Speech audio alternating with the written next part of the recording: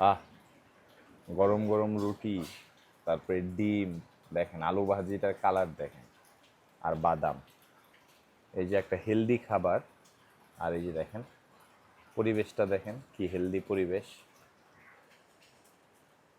বারান্দায় বসে খাবারটা খাচ্ছি। তো যতই বৃষ্টি হোক না কেন, যতই ঝড় বাদল হোক না কেন, আমি জিমে আসতেছি।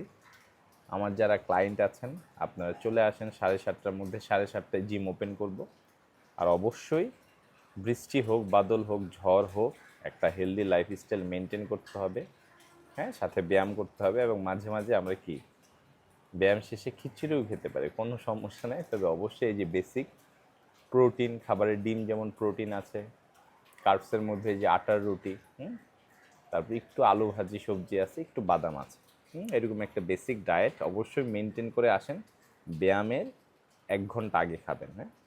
তারপরে 1 ঘন্টার মধ্যে আমাদের এনার্জিটা স্টোর হবে, আমরা গিয়ে ব্যায়াম করবো। হ্যাঁ, টাটা, টেক কেয়ার। রৌদ্র উঠে যাচ্ছে, এই যে রৌদ্র উঠতেছে।